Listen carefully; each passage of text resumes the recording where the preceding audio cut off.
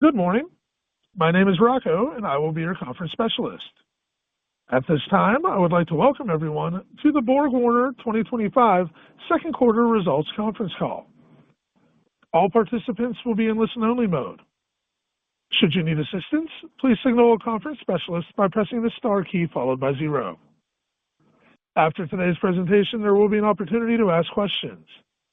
If you would like to ask a question during this time, simply press star 1 on your telephone. If you would like to withdraw your question, press star 2. If you are using a speakerphone, please pick up the handset before asking your question. As a reminder, today's conference is being recorded. I would now like to turn the call over to Patrick Nolan, Vice President of Investor Relations. Mr. Nolan, you may begin your conference. Thank you, Rocco. Good morning, everyone, and thank you for joining us today. We issued our earnings release earlier this morning. It's posted on our website, BorgWarner.com, both on our homepage and our Investor Relations homepage. With regard to our Investor Relations calendar, we will be attending investor conferences between now and our next earnings release. Please see the events section of our Investor Relations homepage for a full list. Before we begin, I need to inform you that during this call, we may make forward-looking statements which involve risks and uncertainties as detailed in our 10-K. Our actual results may differ significantly from the matters discussed today. During today's presentation, we'll highlight certain non-GAAP measures in order to provide a clearer picture of how the core business performed and for comparison purposes with prior periods. When you hear us say on a comparable basis, that means excluding the impact of FX, net M&A, and other non-comparable items. When you hear us say adjusted, that means excluding non-comparable items. When you hear us say organic, that means excluding the impact of FX and net M&A. We will also refer to our incremental margin performance. Our incremental margin is defined as the change in our adjusted operating income divided by the change in organic sales. We will also refer to our growth compared to our market. When you hear us say market, that means the change in light and commercial vehicle production weighted for our geographic exposure. Finally, please note that we have posted today's earnings call presentation to the IR page of our website. We encourage you to follow along with these slides during our discussion today. With that, I'm excited to turn the call over to Joe. Thank you, Pat, and good morning, everyone. I'm very pleased to share our results for the second quarter of 2025 and provide an overall company update starting on slide 5. I wish to begin by thanking our employees, our customers, and suppliers for all of their trust, efforts during this quarter, and for their continued support. Our sales performance was supported by a 31% increase in light vehicle e-product sales. This growth was well ahead of the high teens increase in global hybrid and BEV production in the quarter. Our organic sales were relatively flat year over year, which was in line with our market. However, excluding the decline in our CV battery and charging system segment, our organic sales were up modestly year over year. I'm excited to report that the strong award activity we saw in the first quarter continued into the second quarter. Today, I will share 9 new business awards across both foundational and e-products, which are a sampling of the awards that we secured during the quarter. We believe these awards will illustrate the strength of our portfolio and the demand for efficient powertrain technology around the globe. Our adjusted operating margin performance was strong in the second quarter, coming in at 10.3%, which includes a 40 basis point tariff headwind. This strong underlying operational performance was once again driven by our focus on cost controls across our business and turning those earnings into free cash flow. Lastly, we remain focused on the efficient deployment of our capital to drive shareholder value. In the quarter, we returned over $130 million to shareholders through share repurchases and payment of our cash dividend. Additionally, our board of directors approved both a 55% increase in our quarterly cash dividend per share and an increase in our current share repurchase authorization to $1 billion. These actions demonstrate our confidence in the long-term cash-generating ability of our business and our focus on driving shareholder value through a balanced capital allocation approach. As I look back on the first half of 2025, I'm very proud of our team and our results. As Craig will detail, our first half financial performance was strong and enabled us to increase our sales, margin, EPS, and free cash flow guidance for the year. I'm equally pleased with the strong award activity we secured in the first half of 2025, which we believe supports our focus on long-term profitable growth. Now, let's look at some of the new foundational product awards on slide 6.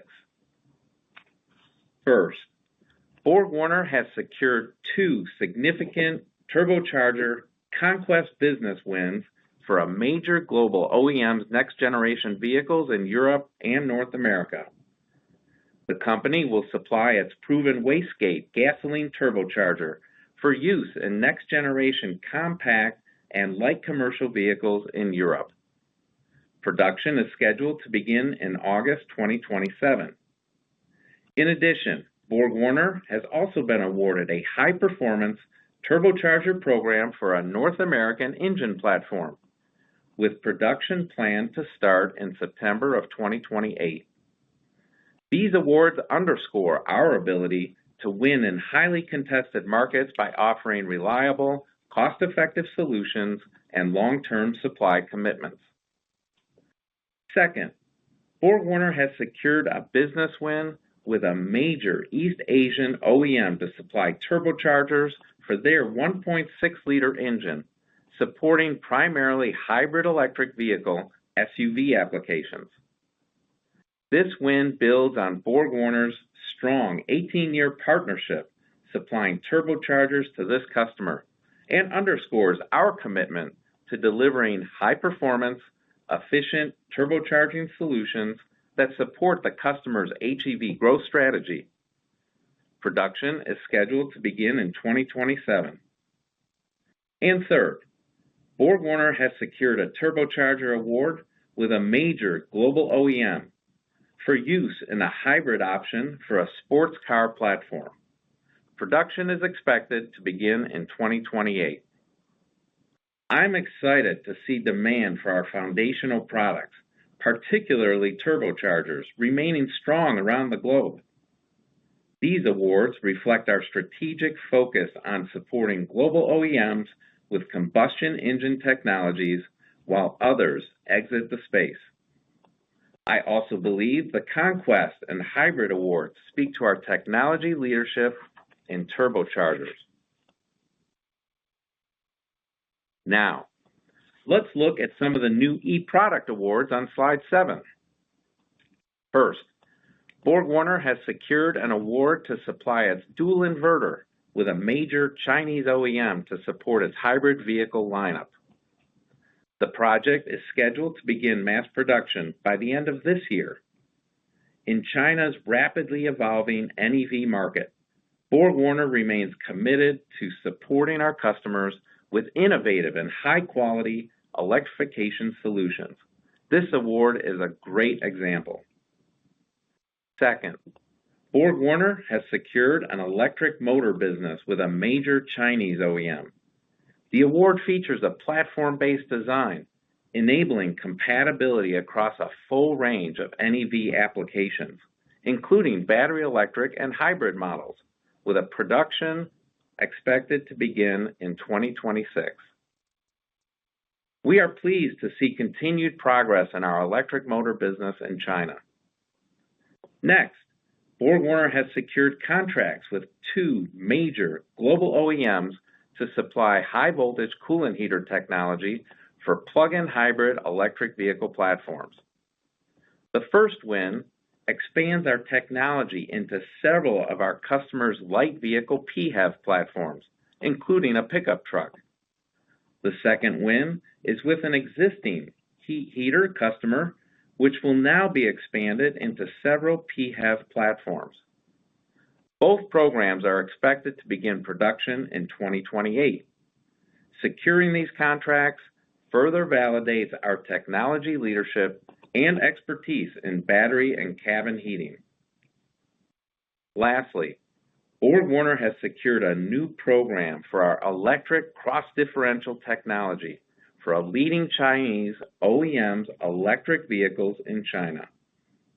By dynamically controlling power distribution between the wheels, EXD technology improves handling and traction capabilities.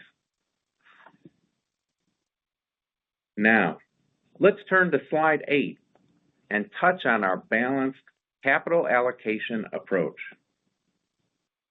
Over the last 2 quarters, I've been asked about our capital allocation discipline. My view is we need to follow a capital allocation strategy that is focused on delivering sustained shareholder value. As we look back over the last 5 years, we have followed a balanced approach with just under 50% of our capital being deployed to shareholders through share repurchases and dividends, and just over 50% supporting technology-focused acquisitions. As I think about the next several years, I expect to see our balanced approach continue. We plan to focus on accretive, inorganic investments and a consistent return of cash to shareholders. Since 2020, we have returned more than $3.5 billion of capital to our shareholders. I believe that today's announcements to increase our quarterly dividend and buyback authorization show our commitment to returning cash to shareholders in a disciplined and consistent manner. As we move forward, we expect to continue to invest organically and inorganically to support our growth. So you should expect us to continue to be active as it relates to accretive M&A while still returning capital to our shareholders. Next, let's turn to slide 9 and discuss how we plan to continue to assess our M&A opportunities. When we think about M&A, there are 3 criteria we're using to evaluate inorganic opportunities. First, an inorganic investment must have strong industrial logic. It must link to the many core competencies BorgWarner has developed throughout decades of innovation and product leadership. The second criteria is that we want to see near-term earnings accretion. We believe our product portfolio is strong and well-positioned for outgrowth, and as a result, potential M&A should not be driven purely by strategic rationale. Rather, we expect our future M&A to increase BorgWarner's long-term earnings power. Finally, we need to ensure we pay a fair price for the asset. It's critical that we run multiple DCF scenarios given the complex regional markets and customers we serve. Over the past few quarters, Craig and I have assessed a number of opportunities and have frankly passed because they didn't meet the hurdles I just spoke about. I'm really pleased with the discipline we followed to date, and I'm confident in our screening process going forward. To summarize, the takeaways from today are the following. First, BorgWarner's second quarter results were strong. We saw a 31% increase in our light vehicle e-products business and delivered strong margin, free cash flow, and EPS performance. This was despite net tariff cost headwinds, reflecting our continued focus on cost controls. Second, we secured multiple new business awards in the quarter across our entire portfolio, which we believe demonstrates the continued need for efficient powertrain technology across combustion, hybrid, and electric architectures. And finally, we took meaningful steps to return capital to shareholders during the quarter, with over $130 million returned through our cash dividend and share repurchases. Additionally, increases to our cash dividend rate and share repurchase authorization demonstrate our commitment to following a disciplined approach of consistently returning cash to shareholders. Overall, I believe our year-to-date results illustrate the strength of our team, our product portfolio, and the long-term earnings power of our business. I'm excited to continue our positive momentum into the second half of 2025. With that, I'll turn the call over to Craig. Thank you, Joe, and good morning, everyone. Before I dive into the financials, I'd like to provide a quick overview of our second quarter results. First, we reported just over $3.6 billion in sales, which was relatively flat year over year, excluding foreign exchange. This performance was in line with our market production in the quarter. Importantly, our light vehicle e-product sales increased 31% year over year, driven by strong growth in Europe and in Asia. Second, we had strong adjusted operating margin performance in the quarter at 10.3%. This performance was achieved despite $15 million, or a 40 basis point net tariff headwind in the quarter, which we expect to recover from our customers during the second half of the year. This also represents the fifth quarter in a row with a margin at or above 10%, which demonstrates the consistency of our operating performance. Third, we had strong free cash flow in the quarter of $507 million, which was a 71% increase from a year ago. Now, let's turn to slide 10 for a look at our year-over-year sales walk for the second quarter. Last year's Q2 sales were just over $3.6 billion. You can see that the weakening US dollar drove a year-over-year increase in sales of $66 million. Then you can see a slight decrease in organic sales, which was primarily impacted by a decline in foundational industry production and lower battery and charging sales. This was partially offset by a 31% increase in our light vehicle e-product sales. The sum of all this was just over $3.6 billion of sales in Q2. Turning to slide 11, you can see our earnings and cash flow performance for the quarter. Our second quarter adjusted operating income was $373 million, equating to a strong 10.3% adjusted operating margin. This performance includes a 40 basis point headwind from tariff costs. That compares to adjusted operating income from continuing operations of $376 million, or a 10.4% adjusted operating margin from a year ago. On a comparable basis, adjusted operating income decreased $8 million on $31 million of lower sales.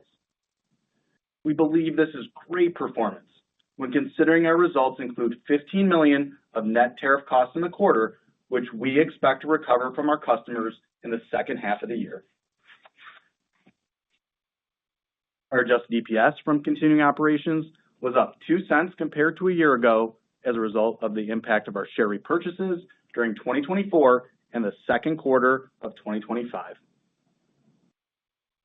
And finally, free cash flow from continuing operations was a generation of $507 million, which was up $210 million from a year ago as a result of strong working capital and capital expenditure performance. Now, let's take a look at our full year outlook on slide 12. We are now projecting total 2025 sales in the range of $14.0 to $14.4 billion, which is an increase from our prior guidance of $13.6 to $14.2 billion. This increase is due to stronger foreign currencies and a higher market production outlook, partially offset by expected lower tariff cost recoveries as gross tariff costs are tracking below our prior estimate. Now, let's review our year-over-year sales walk. Starting with foreign currencies, our guidance now assumes an expected full-year sales benefit of $140 million compared to 2024. However, this is a sales tailwind of $300 million versus our prior guidance, primarily due to the strengthening of the euro and Korean won versus the US dollar. Within our 2025 guidance, our full-year end market assumption has been increased to down 0.5% to 2.5% versus down 2 to 4% previously. This improvement is driven by stronger industry production that we saw during the second quarter and a modestly improved production outlook in the second half of 2025 compared to our prior outlook. Within this guidance, we expect a tailwind from tariff-related recoveries of up to 1% of sales, as this is a pass-through recovery of our costs from our customers. This is a decrease from our prior estimate of recoveries of up to 1.6% of sales, as our gross tariff costs are tracking below our prior estimate. Additionally, we expect the company's full-year sales outgrowth to be approximately 100 to 150 basis points. Based on these assumptions, we expect our 2025 organic sales change to be down 1.5% to up 1% year over year. Now, let's switch to margin. We are increasing our full-year adjusted operating margin to be in the range of 10.1 to 10.3% compared to our previous guidance range of 9.6 to 10.2%. This revised guidance now assumes 10 basis points of dilution from tariffs. We view this as strong underlying performance supported by our solid first half operational execution, which we fully expect to continue for the remainder of 2025. Based on this sales and margin outlook, we're expecting full-year adjusted EPS in the range of $4.45 to $4.65 per diluted share, which is an 8% increase versus our prior guidance. And we're increasing our full-year free cash flow guidance to a range of $700 to $800 million, which is a $50 million increase from our prior guidance. With that, that's our 2025 outlook. Now, let's turn to slide 13 and discuss our recently increased dividend and share repurchase authorization. Starting with our dividend, our board of directors has declared a 55% increase in BorgWarner's quarterly cash dividend per share. Based on the company's current share count, this quarterly dividend represents an annualized distribution to BorgWarner stockholders of approximately $145 million. Turning to our share repurchases, as Joe highlighted in his opening remarks, we repurchased approximately $108 million in BorgWarner stock during the second quarter, which brings our share repurchases since 2020 to more than $1.1 billion. Our board of directors approved an increase in our share repurchase authorization of up to $641 million over the next 3 years. When combined with the $359 million remaining under our prior authorization, management has the ability to repurchase up to $1 billion of the company's outstanding shares, or a 30% increase from our prior authorization. I believe both of these actions demonstrates the confidence we have in the long-term strength of our business and our focus on driving shareholder value through a balanced capital allocation approach. So let me summarize my financial remarks. Overall, we were very pleased with our second quarter results. Our margin and free cash flow performance were solid despite the net headwinds from tariff costs in the quarter. Our strong second quarter performance, lower projected tariff headwinds, and improving second half outlook allowed us to increase our sales, our margin, EPS, and free cash flow guidance.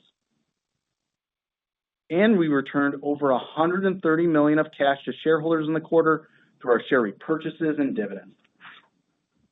On top of that, our board of directors increased our quarterly cash dividend by 55% and increased our share repurchase authorization to $1 billion, which we believe demonstrates our confidence in the long-term cash generating ability of our business. As I look to the balance of the year, we're focused on, first, continuing to outperform market production by 100 to 150 basis points. Second, we now expect margins to be flat to up 20 basis points year over year, despite tariff headwinds and an expected decline in market production volumes. And finally, we expect to have another year of strong free cash flow of $750 million at the midpoint of our guidance.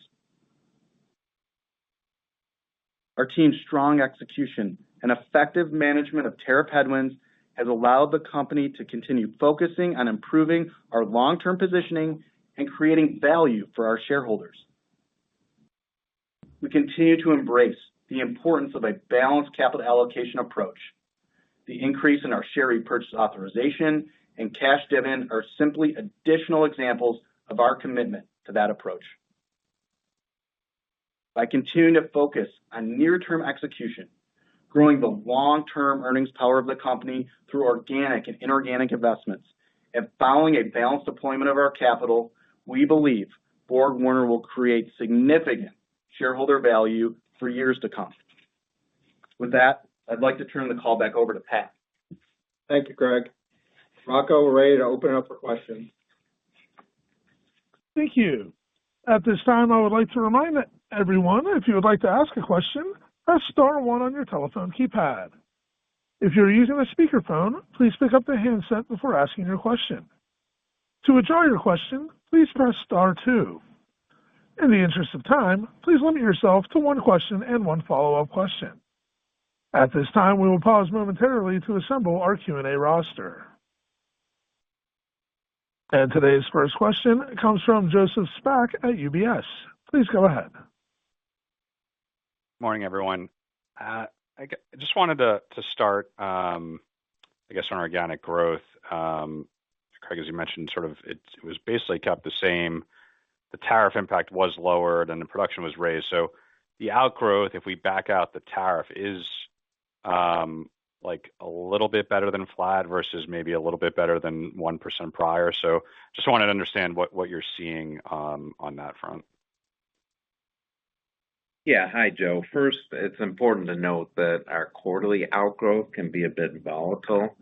So we think it's more useful to look at outgrowth on an annual basis. But with that being said, we did see a headwind from our lower battery sales, and that was mostly in North America, but to a lesser degree in Europe.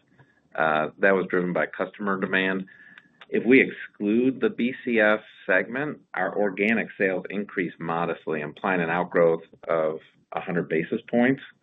The main driver of that was a 31% increase in our light vehicle e-product sales, which is a continuation of what we saw in the first quarter. Okay. Yeah, I was talking about in the guidance. So is that battery also the headwind for the full year? Yeah, it continues to be. Prior. That's correct. It continues to be a headwind for us. So on a full year basis, we expect that declining revenue in the BCS segment to be approximately 100 basis points to the full year outgrowth. And then there's another 60 basis points associated with tariff costs and associated recoveries. The rest of the outgrowth changes are relatively minor. Yeah. Okay. That makes sense. And just on the cap allocation, I'm just sort of wondering, I guess, how you're thinking about comfortable cash levels because, you last year you bought back, $425 million, $325 million in the back half. But cash is like meaningfully higher now than when it was at that time when you bought back that amount. So I just want to understand, how, I'm not asking you to sort of be unprudent with it, but like how should we think about how you're going to deploy or return return that cash or deploy it inorganically from a timing perspective. Yeah, first I'd say we're really happy with our results in the quarter. Really strong free cash flow generation, $500 million in the quarter. Teams around the globe are doing a fantastic job. As Joe and I mentioned in our scripts, we're focused on a disciplined and consistent return of cash to investors. I think that's exactly what you saw in the second quarter. We returned $130 million to our shareholders between our cash dividend and our share repurchases. As we look at the back half of the year, we're focused on that discipline and consistency. So when you think about Q3 and Q4, obviously we're going to increase our dividend, which is what we shared with you, that 55% increase. We also increased our authorization to $1 billion. That gives Joe and I a lot of flexibility. As you think about Q3 and Q4, we're going to pay that dividend, that 55% increase, and we're also going to repurchase shares. You should think about it as a similar level in Q3 and Q4 as you saw in Q2. Okay. And is there a minimum cash level you're targeting now? We've always communicated our liquidity target is 20% of sales. We're a bit higher than that currently, and that's why you saw us return some cash to shareholders in the second quarter. Thank you. Thank you. And our next question today comes from Colin Langan with Wells Fargo. Please go ahead. Oh, great. Thanks for taking my questions and congrats on a good quarter. When I look at guidance, it's quite an impressive conversion implied prior to current guidance. I think sales at the midpoint is up 200 and the EBIT is up 54. It's a high 20% conversion. And on top of that, a lot of the improvement in the sales guide is actually FX, which you would think would convert at a lower margin. So what is driving this really high conversion within your guidance? Yeah, maybe, Colin, why don't I walk you through our sales guidance and I'll walk you through our income guidance. So when you walk our sales guidance, our prior guidance, our April guidance, we were at $13.9 billion at the midpoint. Our current guidance is $14.2 billion. When you look at the drivers of that increase, industry production increases 1.5%. That's about a $250 million benefit. FX impact $300 million, which is what I mentioned in my script. Then we have tariff recoveries coming down 1.6% in our prior guide to 1%. That's an $80 million headwind. And then our battery outgrowth coming down. That's about $100 million, as Joe indicated. That's what gets us to 14.2. When you think about the margin profile going from 9.9 at the midpoint to 10.2, a couple items there. We're converting at the mid-teens, which is what you would expect on that higher revenue. FX is converting about 10 cents on the dollar, which is typical for us. Then what's coming through is our Q2 outperformance. Great job by the teams, and that's coming through our guide. Basically, everything else is rounding. That's what gets us that 30 basis points improvement guide to guide. Got it. That's very helpful. And you highlighted the e-products up 31. It was up 47 in Q1. I mean, how should we think about the pace through the rest of the year? I thought your original comments were that might moderate after Q1. It looks like it's still remaining very strong. Do the comps get a lot tougher, or should we continue to expect really high double-digit growth? Yeah, our goal, Colin, is to outgrow the market, right? So leveraging our portfolio, continue to win business, be number one or number two in nearly every product. So the goal hasn't unchanged. If you look at the first half of the year, the growth in that e-product side for light vehicle was in that 39% range versus a market that grew 21%. So we're really happy with that outgrowth. We think the teams are doing a really great job, and we've reflected all we know in our updated guide. Got it. All right, thanks for taking my questions. Thank you, Colin. Thank you. And our next question today comes from Dan Levy with Barclays. Please go ahead. Hi, thank you for taking the questions. Maybe just wanted to double click on one of Colin's questions, and just specifically in the quarter, if you could talk about the performance, because you had a $7 million year-over-year EBIT benefit on a $31 million sales decline, and I think that was actually off of a tough comp on margins. So maybe you could just talk about some of the strength that you saw in the second quarter on the performance side and maybe what can be extrapolated from there. Sure. Yeah, so when we think about the second quarter, we really capitalize on that extra growth, that higher revenue value in the quarter coming in at over $3.6 billion. You saw that on the PDS front. They did an incredible job of converting that growth into income. And then it's a continuation of what you've seen the last several quarters, really focused on cost controls across the business. Think about productivity, restructuring, supply chain savings, all going through our P&L. On top of that, we've had a 20% reduction of cost of poor quality, things like warranty, expedited freight, scrap, all coming down, and all of that led to that great performance in the second quarter. Okay, thank you. And then maybe as a second question, if we could double click on the two foundational segments. We've now had I recognize that on a growth over market basis, the numbers may actually be okay, but we've now had a number of quarters where organic growth is tracking negatively. And I guess the question is what is the path here? I know you're winning business, but what is the path here for the organic growth to get to a point where it's positive again? Is there opportunity, especially in North America, with some of the easing regulations, that we could see a pickup in penetration rates of some of the technologies? But what's the path to getting these two segments back to some sort of positive growth? Yeah, maybe first I'll just ground us with, on the combustion market, that's down 4% in the quarter. So that's a little bit our starting point. Now, irrespective of the business unit, we want to outgrow across all the businesses. So TTT, DMS, which is our primary combustion businesses, their goal is to outperform the market of C and H. That's the way we view it. So when I step back a minute and I look at the number of hybrid RFQs, I look at the number of extensions on combustion businesses, and I look at the e-product growth across Europe and Asia, we're really confident with the portfolio we have and the competitiveness of our products. So I'm optimistic that we'll continue to see outgrowth over the next years. And could this be at a point where you'll actually see, even with the sort of the weak starting point, it'll get you to positive organic growth? Can you clarify the question?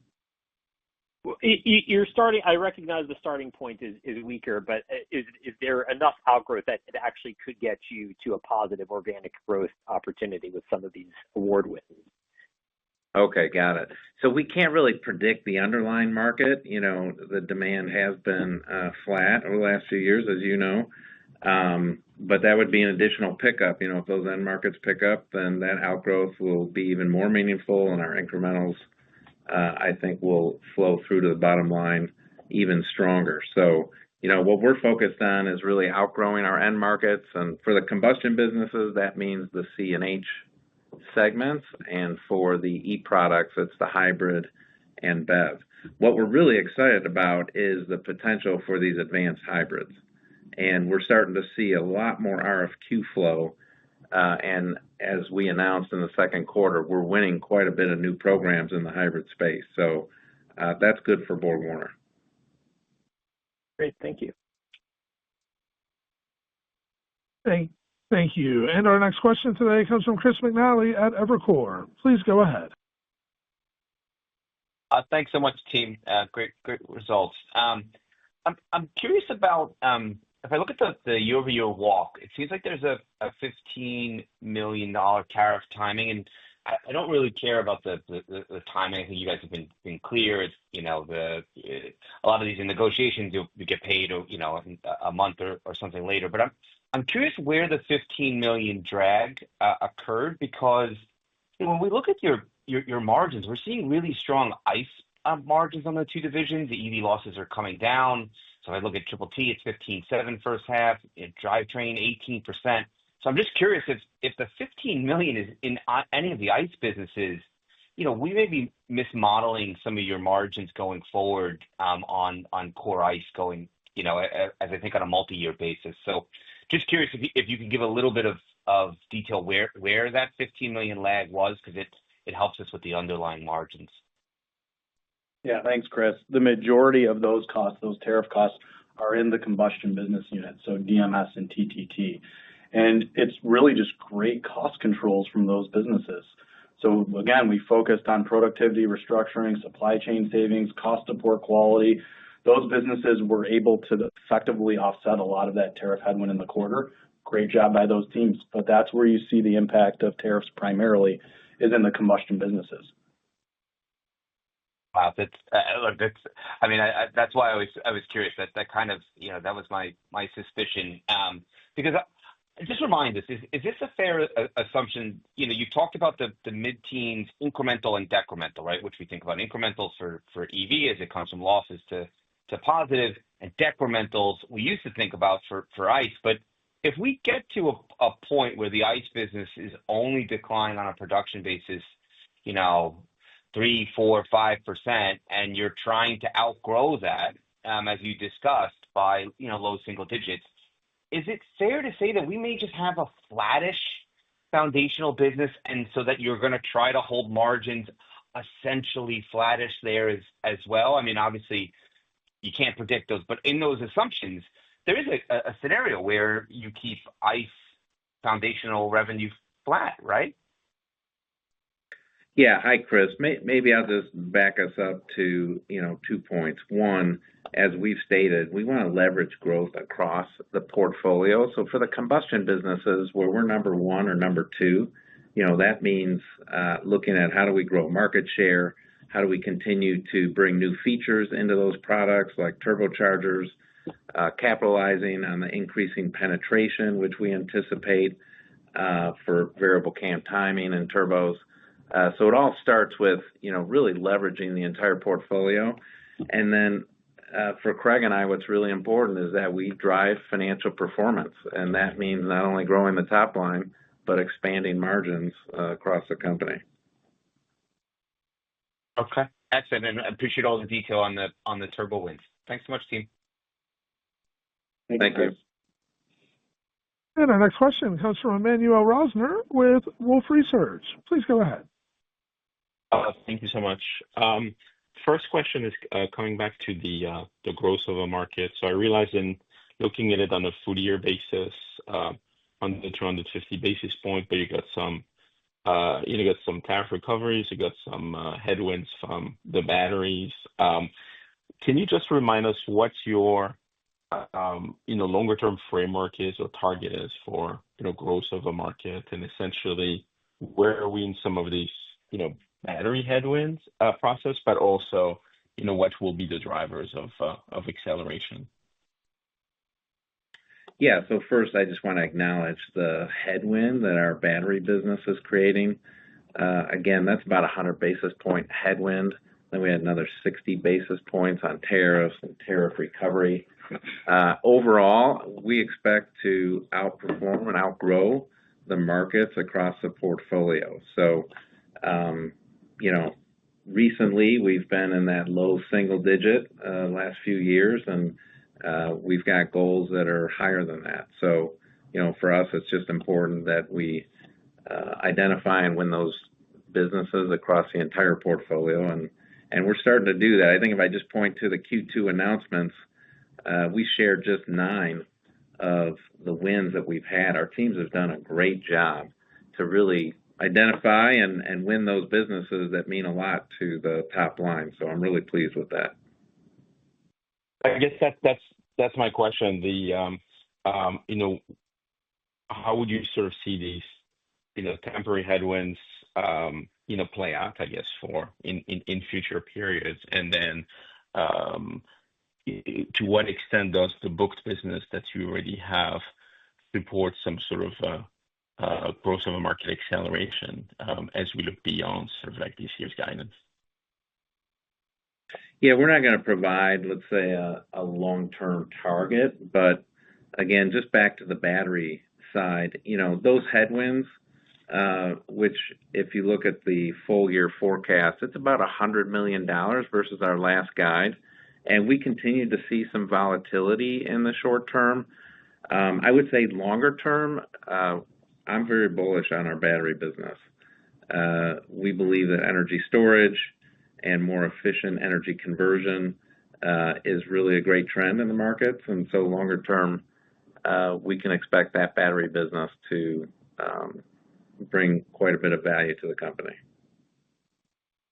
Okay, thanks. And then I guess focusing on those wins that you highlighted for the quarter, it was very noticeable that almost every single one of them is actually some variation of hybrid powertrain, and maybe that's just the ones that you're showcasing here, out of many more. But is this sort of like a function of the direction the market is going, or is it a function of what where you have the highest win rates, or is this just sort of like a small sample? All these wins seem to be somehow in the hybrid powertrains. Yeah, I think if you look at the first half activity of this year compared to a year ago, the amount of RFQ and RFI activity is significantly higher. So that's the good news. I think the OEMs have really begun to get some clarity on their cycle plans and how they want to react to some of the market dynamics and potential regulation changes. And as you could see in the quarter, we're winning across all the segments and across all of our product lines. So what we're really pleased about is it's not contained within just one segment. You referenced hybrid, which we're really happy about, because if we think about the content of a hybrid vehicle, an advanced plug-in, let's say, we can serve it with both the combustion side of the portfolio and the e-product side. So we're actually pleased to see more advanced hybrids in the RFQ flow. Got it. Thank you. Thank you. And our next question today comes from Luke Junk with Baird. Please go ahead. Good morning. Thanks for taking the questions. Joe, maybe on capital allocation, but the M&A side of the house, just be curious to double click on your comment that potential acquisitions wouldn't be driven, I think you used the word, purely by strategic rationale. Sounds like you're widening out the aperture for deals a little bit. Just hoping to better understand that to start. Thank you. Yeah, no, thanks for the question. I mean, we still remain active in this space, and I just want to reiterate, first, inorganic investments, they need to be leveraging our core competence. So we have a lot of core competence we've built over decades, and so we're looking for strong industrial logic to start with. Of course, we talked about near-term earnings accretion. That's important, and not overpaying for the asset. I wouldn't read in too much to the comment around strategic. We've done a lot of work over the last 5 or 6 years making some acquisitions to pivot our portfolio, and some of those were money-losing acquisitions. But if I look today, Craig and I are really pleased with our portfolio. So we're in a different place, a better place, and for us, tightening up the criteria around future acquisitions is really important. At the end of the day, we want to drive expanded shareholder value and more earnings. So for us, that's a priority. Got it. And then for my follow-up, Joe or Craig, maybe this question would be for both of you. Just curious to get your thoughts on the power drive margins from here. And I guess I'm thinking specifically around China impacts, clearly a very important e-product market in terms of power drive.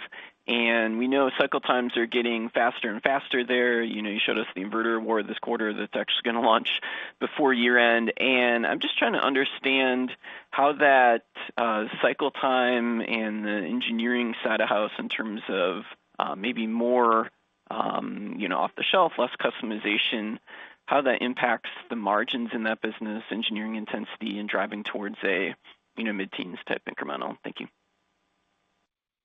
Yeah, so I'll cover the margin side of it. So when you think about what's our goal in all of our businesses, but including PDS, it's convert in the mid-teens. That's exactly what we're focused on. And when you look at our performance in PDS in Q1 and Q2, that's exactly what you saw. We converted in the mid-teens on that extra growth.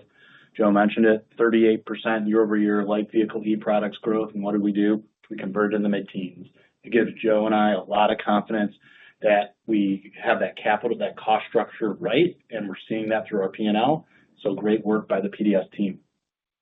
I would just add that in China specifically, we enjoy lower overhead costs. Actually, the speed to market that the OEMs demand results in lower R&D costs. These aren't 3 and 4 year development programs. They're much shorter, sometimes even less than 12 months, like some of the wins we announced. So that results in lower overhead. And one of the reasons we can go quick to market, some of the OEMs are more open to take things off the shelf with just minor tweaks. We're also able to reuse capital. Our e-product business, is pretty significant in China, and we're building scale there quite rapidly. So, for us, we want to continue to win there, and it's a really important market. Good stuff. Thank you. Thank you. And our next question today comes from James Picariello with BNP Paribas. Please go ahead. Hey, good morning, everybody. Just with respect to your latest restructuring actions, what's the progress report on the battery consolidation savings? You're getting $15 million this year, another $5 million next year. And as we think about that segment, and I know we kind of touched on this, but if the battery business doesn't show stabilization from here, and of course we'd be interested in your assessment on that, but are there other actions you could take for that business to go beyond the 15% decremental, the mid-teens decremental, if battery revenue were to continue to slide in out years? Thanks.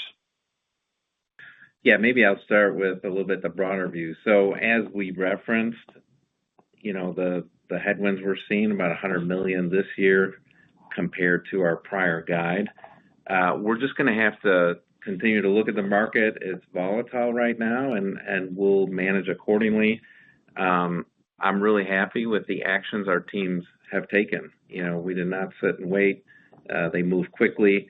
And if I just reference Q2 sales for a minute, the business is slightly EBITDA positive and cash flow break even.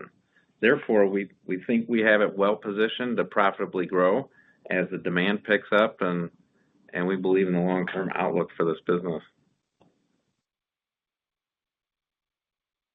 Okay. And then focusing on the power drive segment as my follow-up, right, we're seeing really nice first half inflection, core sales up 25 to 30%. Just how should we be thinking about the second half relative to the strength we're seeing? I mean, I know you don't provide segment level guidance, but we're curious if you could share any thoughts on whether the second half revenue should sustain the similar momentum, or if there's any timing of program roll off or roll on to consider. Things. Yeah, it's obviously dependent on production levels in the second half of the year. Our focus as a team is outgrow industry production. Again, for that side of the business, it's hybrid plus electric production and convert that growth into income in the mid-teens. So that's how you should think about it. And you can make your assumptions on industry production in the second half of the year. Yeah, just on the hybrid, are you starting to see more quoting on more RFQ activity on the hybrid side for new programs? Definitely. When we talk about advanced hybrids, so plug-ins, range extended hybrids, we definitely see much higher RFQ flow than we did a year ago. Thank you.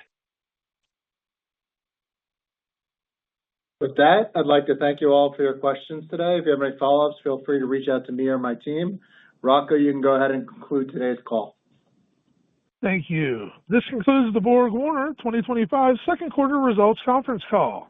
You may now disconnect your lines.